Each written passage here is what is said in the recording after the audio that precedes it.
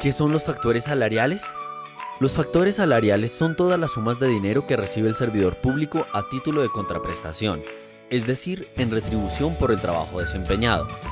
Los factores que se toman en cuenta para la liquidación de los aportes con base en los cuales se calcula el valor de la pensión están definidos por el legislador. El fundamento jurídico para la identificación de los factores salariales que se toman en cuenta para realizar aportes al sistema y calcular el valor de las prestaciones se encuentra en las siguientes normas. Primero, Ley 4 de 1992. Segundo, Decreto 1158 de 1994. Tercero, artículo 18 de la Ley 100 de 1993. Tercero, artículo 18 de la Ley 100 de 1993, modificado por el artículo 5 de la Ley 797 de 2003.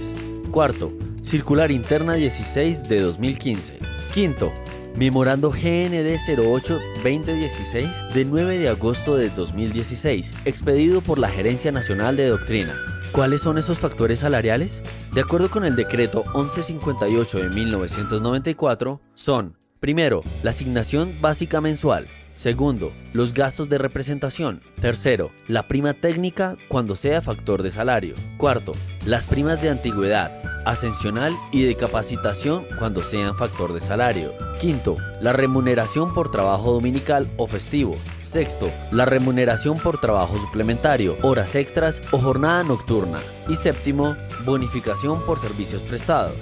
Es importante tener en cuenta que solo estos factores constituyen base de cotización al sistema y no se permite realizar aportes por otros conceptos, salvo existencia de orden judicial en contrario.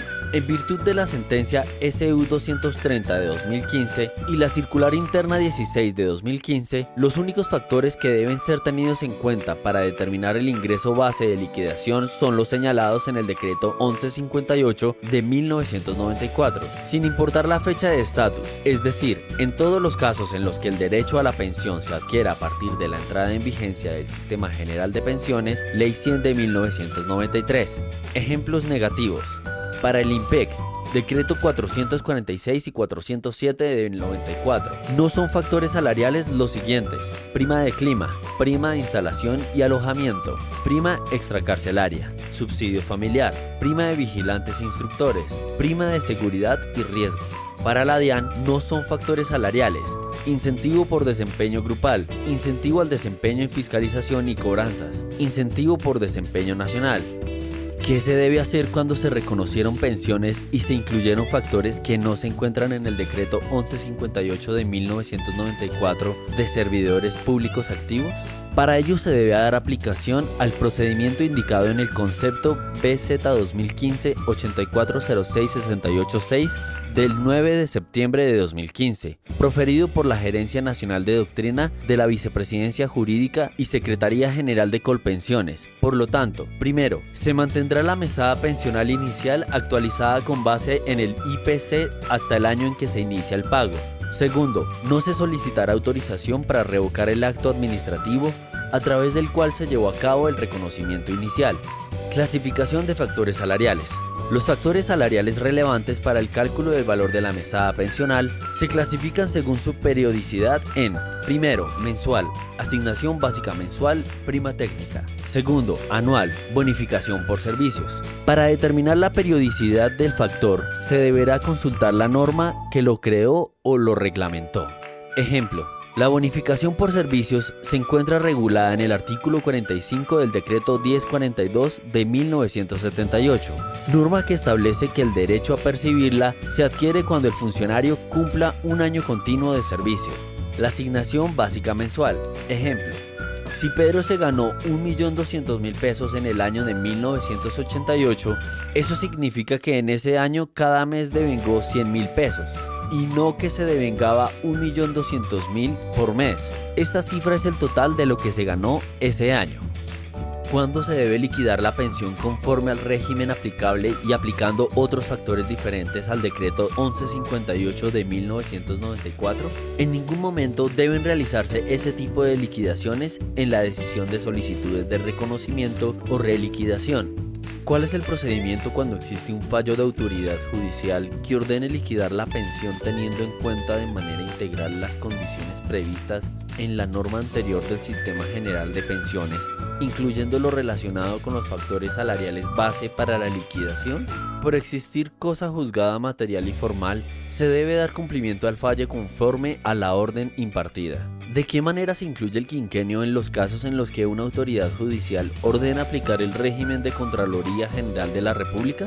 Ejemplo, si Juan trabajó 15 años en la Contraloría General de la República, lo más probable es que el certificado incluya el valor correspondiente a los 3 quinquenios acumulados, por lo cual es importante tener en cuenta la cifra del último quinquenio y no la suma de los 3. Una vez identificado el valor del quinquenio, se debe dividir entre 6 y esa cifra debe ser ingresada en el liquidador como devengada en el acumulado de los últimos 6 meses de servicio, siempre que el factor quinquenial se haya devengado en ese último semestre. Para liquidar una pensión en aplicación integral del Decreto 546 de 1971, régimen especial de la rama judicial y el Ministerio Público, no puedes olvidar lo siguiente. Primero, la prima de productividad no es compatible con la de compensación ni con la actividad judicial. Segundo, la bonificación judicial es factor salarial a partir del 1 de enero de 2009. Tercero, la prima especial de servicios es factor a partir de 1996. Cuarto, el incremento del decreto 1251 de 2009, 2.5%, debe ser tenido en cuenta. Quinto, bonificación por gestión no es compatible con la bonificación por compensación. Sexto, la bonificación judicial es factor salarial a partir de 2013 y nunca debe confundirse con la bonificación de actividad judicial. Séptimo, la bonificación por servicio se paga por año de servicio prestado. Si se retira antes de completar el año, no se cancela. Octavo, cuando en el certificado aparecen reajustes retroactivos de sueldo y otros factores, estos no deben ser tenidos en cuenta para determinar la asignación más alta del último año. Por último y no menos importante, cuando el fallo ordene tener en cuenta factores salariales que no están incluidos en el decreto 1158 de 1994, no se puede incluir el IBC de la historia laboral, toda vez que en ellos no se encuentran incluidos algunos factores, además que en ciertos periodos incluyen el factor como si fuese solo para un solo periodo y no proporcional para el periodo. Por lo tanto, para realizar este tipo de liquidaciones se deben tener en cuenta el documento Certificación de Factores Salariales.